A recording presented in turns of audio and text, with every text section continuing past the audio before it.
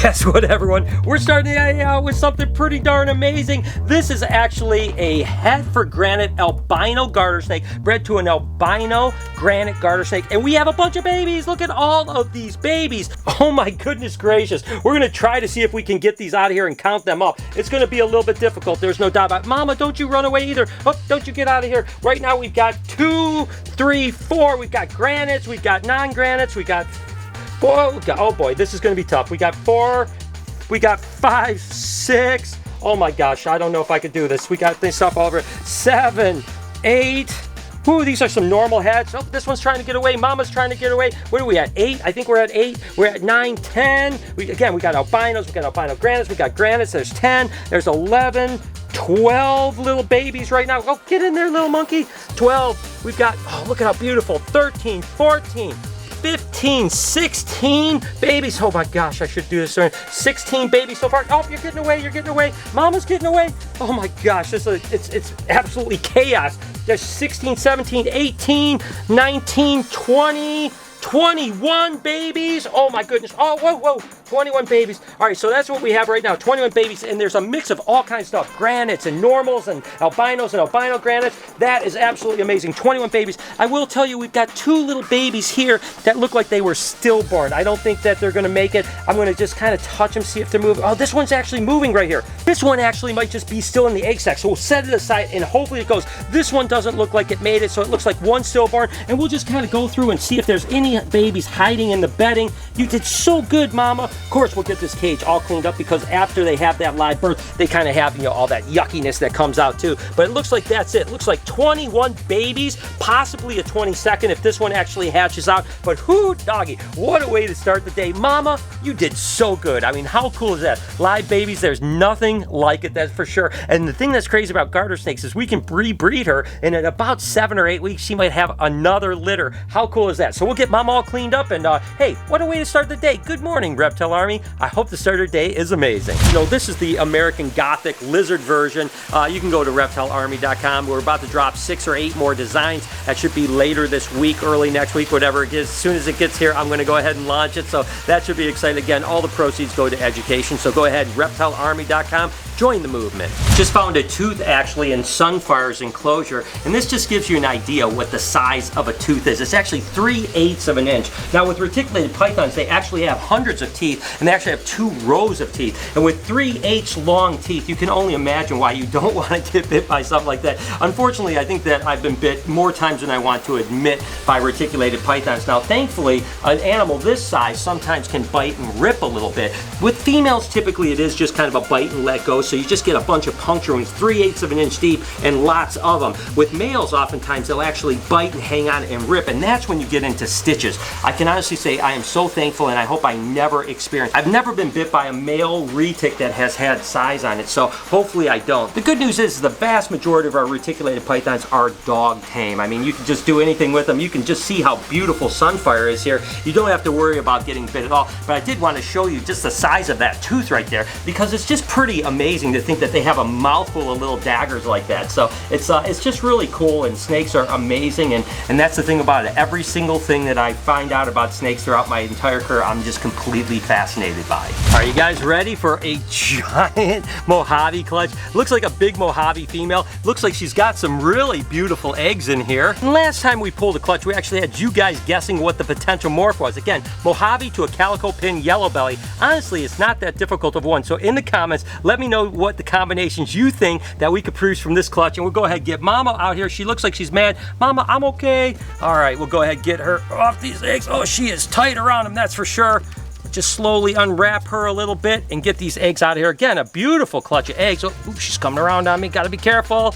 Woo! Tell you what, that was a close call right there. Look at Mama. Whoa! I told you, it was a close call. There's no doubt about it. She's upset, but that's a nice clutch of eggs. We got 2, 4, 6, 8, 9 gorgeous eggs. Keep those guesses going, and let me know if you guys are enjoying this kind of new game that we're doing, because I think it's cool. That way you guys are learning things, and this is all about the education. I love it. Let me see how you guys do. It is always so exciting to get baby garter snakes, because my love of snakes and catching snakes started with garter snakes. Of course, course, there are 35 species of garter snakes with a bunch of different subspecies. Here in Michigan, we actually have like Butler's garter snakes, Eastern garter snakes, and believe it or not, in 1758, Eastern garter snakes were the first garter snakes actually described. So they've been around a long time when it comes to classification. And of course, there's some debate about how many species there are because some scientists think that some are subspecies. That's a whole nother thing. The fact is, this is actually a granite checkered garter snake. So these guys are more from the plains area, and there are a ton of garter snakes all over the Americas. As a matter of fact, they can range all the way up into Canada, all the way down to Costa Rica, believe it or not, and that's a lot of different ones. These guys, again, come from the plains. And of course, with the mutations of all the garter snakes, they've really become super popular in the pet trade. This happens to be a plains garter snake, again, from the plains, and the technical name is Radix, so typically a lot of times people just call these Radix garter snakes, and they stay a little smaller than the checkered garter snakes, typically only have about 10 to 15 babies, where the checkered garter snakes, we saw we had 21 today. We can have up to 30 babies with these guys, but these will double clutch as well, and there's actually melanistic ones, there's snow ones, and of course there's all kinds of different amazing species. And the fact is, if you ever want a snake but you don't want it to eat on rodents, garters are a great option. They'll eat fish, they'll eat worms and stuff like that, so you don't have to actually feed rodents. And like I mentioned, there's so much variety when it comes to garter snakes. This is actually what they call a Scots garter snake, or a Mexican garter snake, and it happens to be the largest species of all of the Thamnophis. These guys can literally get, 4, sometimes even up to 5 feet. They're a giant garter snake. This is a male, and a lot of garter snakes actually are sexually dimorphic, just meaning that males are much smaller than females. So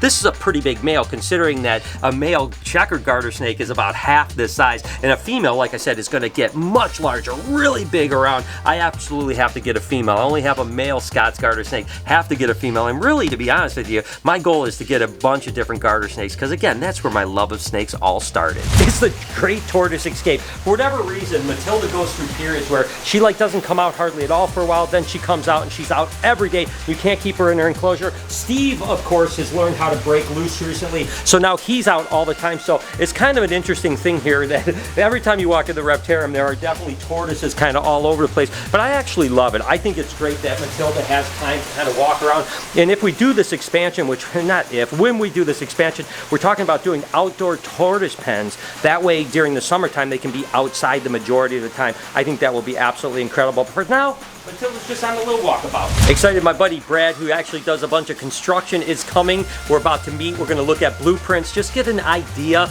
of the starting point. Again, what's this going to cost? Is it possible? Is it, what do I have to do to make this Reptarium 3.0 and 4.0 an actual reality? So we're going to go have a pretty cool meeting right now. So one of the questions that, you probably want to work with them or check with them on is, these tasting walls. You can take this bathroom, flip it over here, go up the bottom of the stair, go out the other stair. So that's what we're going to want to try to build off of the stack. But there's going to be there's what's called a remoteness for the stair also, so that's got to be looked at. So the stair's got to be loaded on 1/3 this dimension apart. So, and if you go back, definitely a great meeting with my buddy Brad. Brought up all kinds of things that I hadn't even thought about. He's all about trying to do things that are going to save me money but still make it just as grand, right? Little things like moving things around that aren't going to really change the overall but save a ton of money. So I have such a great team between Steve, obviously Brad. I've got my guy Tom down at Universal Rock with Stuart.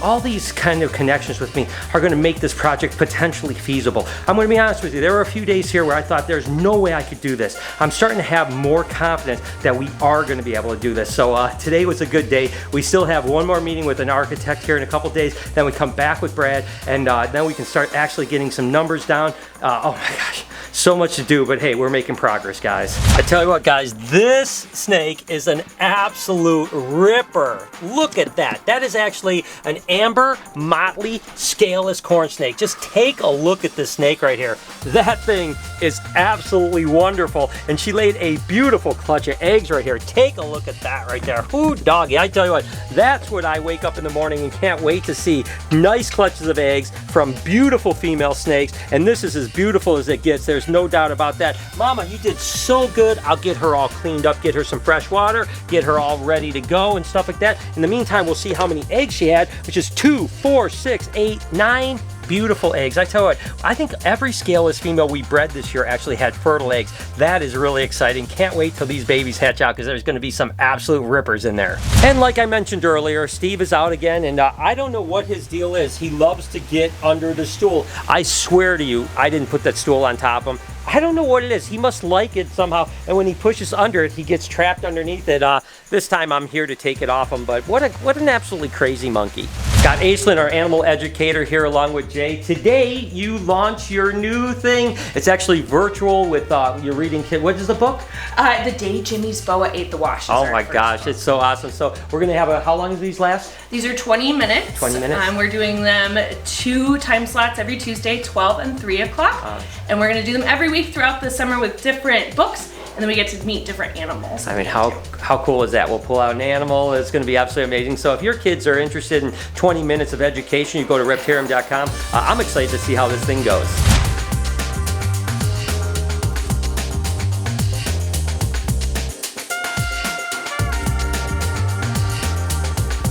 I'm always saying that I need to work more with certain types of animals, and there's no doubt that the Crebos and Indigos, which are all dry mark-on, are an animal I definitely would love to work more with. This is actually a yellowtail. Look how she's blowing that throat up in that defensive mode right now. She's never actually bit me, but she definitely seems like she's a little agitated right now. But look at the color on the back end. Now, of course, we work with black-tailed Crebos, unicolored Crebos, and the yellowtail Crebos. The yellowtail Crebos are one of the biggest. They can get up to 9 foot in length, believe it or not, and are absolutely stunning. But this animal is ridiculous, and there's a ton more dry mark on, in particular the Cooperi, which are the Easterns, which are the ones I really want down in Florida. But you need a permit to actually own them because they're on an endangered species list. I do want to get that permit, and I do want to get some Eastern Indigos because holy moly, I can't even imagine what it would be like to be working with those guys. Just really intelligent animal, super active, really cool. I mean, I love all of the Indigos and Crebos for sure. So just have to show this little monkey off because she is gorgeous. And certainly another really giant colubrid that puffs its neck up is this puffing snake.